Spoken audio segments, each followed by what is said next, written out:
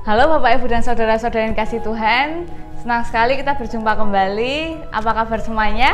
Saya harap semua dalam keadaan sehat, penuh sukacita, bersemangat dan dipenuhi dengan pengharapan yang datangnya dari Tuhan. Hari ini bersama-sama kita akan kembali merenungkan firman Tuhan, tetapi sebelumnya mari kita berdoa terlebih dahulu. Tuhan yang baik, Tuhan yang berkuasa, terima kasih karena Tuhan di dalam kebesaran Tuhan berkenan untuk mengasihi kami, berkenan untuk menolong kami.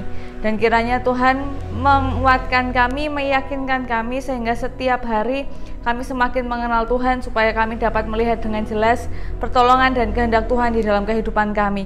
Jika sebentar kami akan bersama-sama merenungkan firman Tuhan, kiranya Tuhan menolong kami supaya kami memahami apa yang kami renungkan dan kami dapat melaksanakannya sebagai dasar di dalam kami melaksanakan kehendak Tuhan di dalam kehidupan kami. Terima kasih ya Tuhan, di dalam nama Tuhan Yesus kami berdoa, haleluya, amin. Bacaan kita pada hari ini berdasarkan Yesaya pasal 44 ayat 9 sampai ayat yang ke-17. Yesaya pasal 44 ayat 9 hingga ayat yang ke-17 yang berbunyi demikian.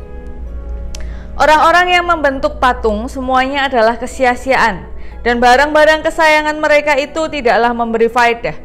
Penyembah-penyembah patung itu tidaklah melihat dan tidaklah mengetahui apa-apa. Oleh karena itu mereka akan mendapat malu. Siapakah yang akan membentuk Allah dan menuang patung yang tidak memberi faedah? Sesungguhnya semua pengikutnya akan mendapat malu, dan tukang-tukangnya adalah manusia belaka. Biarlah mereka semua berkumpul dan bangkit berdiri. Mereka akan gentar dan mendapat malu bersama-sama. Tukang besi membuatnya dalam bara api dan menempanya dengan palu. Ia mengerjakannya dengan segala tenaga yang ada di tangannya. Bahkan ia menahan lapar sehingga habislah tenaganya, dan ia tidak minum air sehingga ia letih lesu. Tukang kayu merentangkan tali pengukur dan membuat bagan sebuah patung dengan kapur merah. Ia mengerjakannya dengan pahat dan menggarisinya dengan jangka.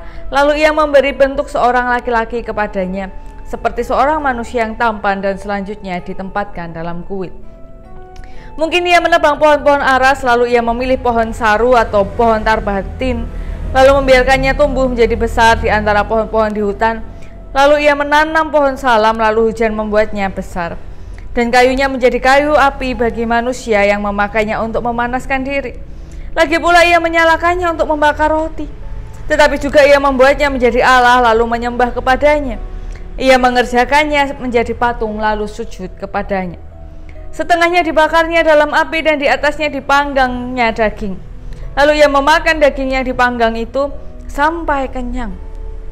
Ia memanaskan diri sambil berkata, aku sudah menjadi panas, aku telah merasakan kepanasan api. Dan sisa kayu itu dikerjakannya menjadi Allah, menjadi patung sembahannya. Ia sujud kepadanya. Ia menyembah dan berdoa kepadanya, katanya, tolonglah aku sebab engkaulah Allah.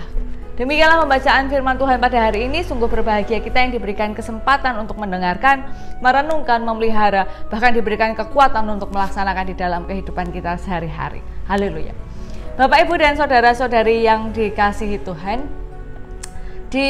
saya termasuk orang yang suka menonton kartun. Seperti yang Bapak Ibu tahu, saya sering menggunakan ilustrasi kartun. Dan ada satu kartun sebenarnya anim ya. Jadi ini memang sungguh kartun yang tidak masuk akal. Judulnya adalah One Punch Man, yang pemeran utamanya namanya Saitama. Nah, Saitama ini punya satu keahlian yang luar biasa, yaitu siapapun lawannya, dia hanya cukup memukulnya satu kali, maka lawan itu akan kalah. Dan biasanya di kota itu mereka didatangi oleh monster-monster yang mengerikan seperti itu. Nah, tetapi karena saking cepatnya proses yang terjadi, jadi karena Saitama hanya mukul, orang itu tidak tahu bahwa pahlawan sebenarnya adalah Saitama. Jadi setiap ada monster, lalu banyak pahlawan-pahlawan. Jadi memang di kota itu banyak pahlawan ya. Pahlawan-pahlawan berjuang mengalahkan, tapi tidak kalah-kalah sampai mereka berjatuhan dan lain-lain. Lalu pas Saitama lewat, dipukul langsung kalah, tapi orang itu nggak tahu. Karena orang tidak tahu, orang tidak melihat, maka orang-orang itu berpikir bahwa yang mengalahkan monster itu adalah orang-orang yang tadi yang berusaha mengalahkan monster, pahlawan-pahlawan di situ. Nah, ada satu pahlawan namanya King yang selalu nggak sengaja. Jadi dia pas lewat di situ, waktu Saitama memukul atau menampar musuhnya. Nah, akhirnya orang-orang taunya bahwa pahlawan yang sebenarnya adalah King. Padahal King itu tidak punya kekuatan super seperti Saitama. Kenapa ini semua terjadi?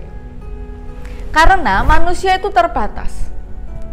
Manusia biasa, kalau di kartun itu ya, manusia biasa itu punya keterbatasan. Nah, kecepatannya si Saitama, si pahlawan super tadi itu tidak bisa dilihat oleh orang lain. Karena mereka ketakutan, karena mereka bersembunyi, karena mereka tidak melihat dengan jelas, mereka gagal melihat bahwa sebenarnya pahlawan yang menolong mereka adalah Saitama. Tetapi karena mereka melihatnya hanya sekilas, mereka hanya melihat hasilnya, maka mereka melihat bahwa oh, itu pasti yang mengalahkan tadi adalah pahlawan yang bernama King. Nah, persoalannya adalah Saitama nggak mau ambil pusing.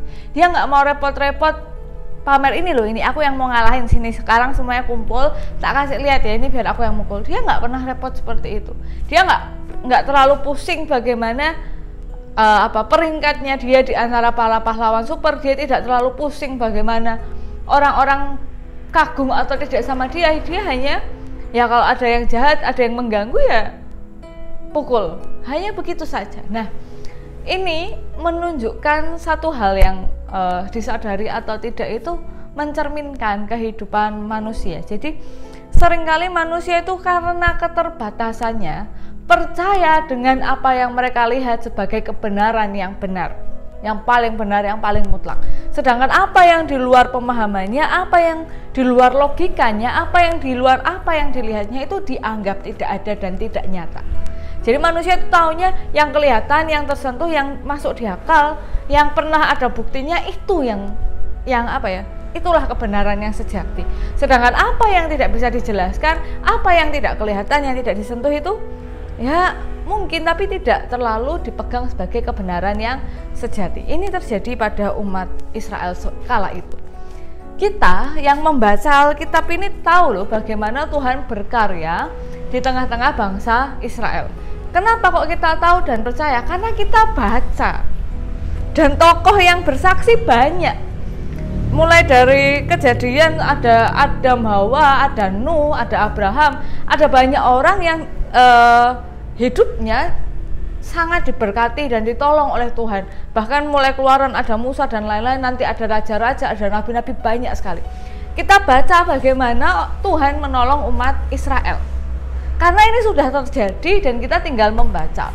Bahkan kalau Bapak Ibu belajar sejarahnya dengan sungguh-sungguh, nanti kita bisa melihat bahwa memang dalam banyak hal itu bisa dibuktikan, walaupun dalam beberapa hal juga masih tidak bisa dibuktikan secara tepat dan pasti. Tapi memang ya karena kejadiannya kan sudah lama sekali ya, sudah ribuan tahun yang lalu. Nah, tetapi orang Israel kala itu tidak bisa melihat dengan jelas. Kenapa ya? Karena mereka posisinya di tempat itu terjadi pada saat itu yang tidak mereka pahami, tidak mereka tahu. Jadi ketika mereka, ya ini lucu ya, jadi ketika mereka melihat bahwa kayu itu menghangatkan, mereka membuat dari kayu. Ketika mereka punyanya besi, membuat dari besi. Ketika berlimpah emas, mereka menggunakan emas. Kalau adanya matahari, mereka menyembah matahari. Mereka melihat yang menolong mereka dianggap sebagai Tuhan. Dan Tuhan ini membuka mata mereka lewat sindiran-sindiran. Nah itu loh, besi itu kamu ambil, kamu panaskan dan lain-lain, lalu kamu buat patung, nah sisanya kamu buat yang lain, terus kamu menyembah patung itu.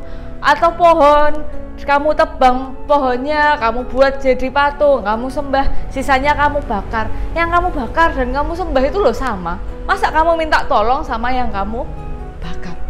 Tapi umat Israel waktu itu memang melihatnya begitu ya, yang kelihatan berkuasa, yang kelihatan itu yang mereka anggap sebagai Tuhan. Dan ada satu orang pernah menyimpulkan begini, sebenarnya manusia itu menciptakan Tuhan dalam pikirannya ketika mereka merasa bahwa dirinya terbatas, jadi membutuhkan sosok yang tidak terbatas untuk menolong mereka. Jadi mereka menciptakan Tuhan-Tuhannya, mulai dari Tuhan huruf kecil ya, mulai dari kayu, besi, dan berbagai macam yang lain untuk disembah dan dimintai tolong ketika mereka tahu bahwa dirinya sebagai manusia dan komunitasnya tidak bisa menolong.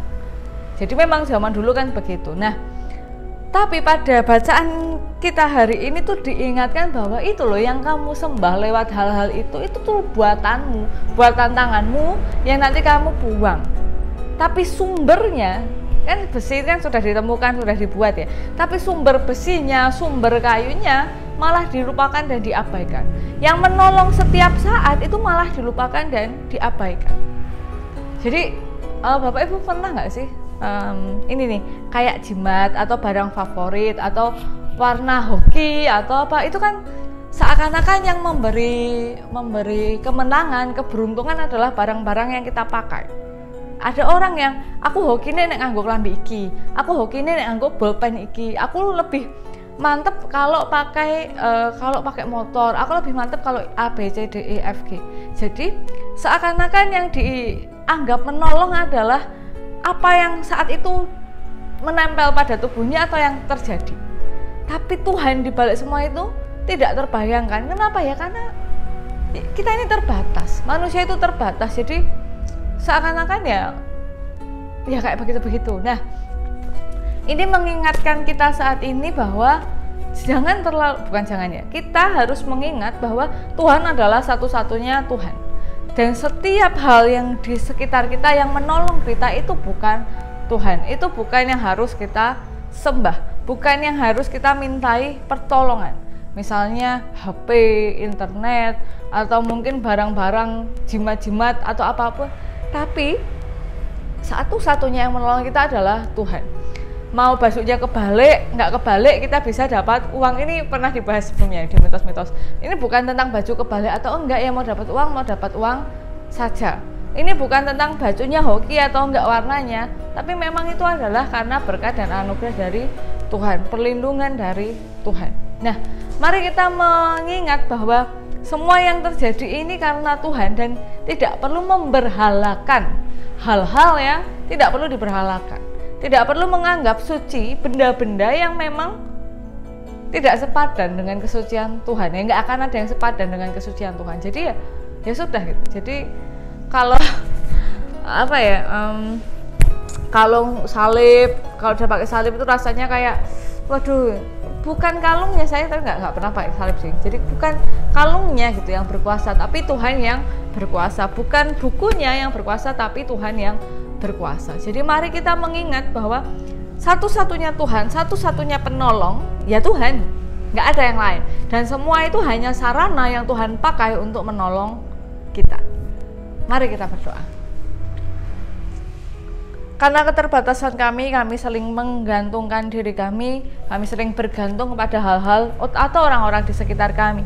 Dan kiranya Tuhan terus menolong kami supaya kami dapat melihat bahwa setiap baik yang terjadi dalam kehidupan kami adalah berasal dari Tuhan. Maka seluruh kehidupan kami serahkan ke dalam tangan kuasa Tuhan yang adalah juru selamat kami yang hidup. Haleluya, amin. Ya, demikian yang dapat saya sampaikan, kiranya dapat menjadi penguatan bagi Bapak Ibu dan kita semua, pengingat juga, dan tetap semangat, tetap sehat, tetap jaga kebersihan, jaga diri, tetapi tidak perlu terlalu parno sampai bingung sekali. Nah, jadi mari beraktivitas dengan sehat. Tuhan Yesus memberkati kita semua. Sampai jumpa.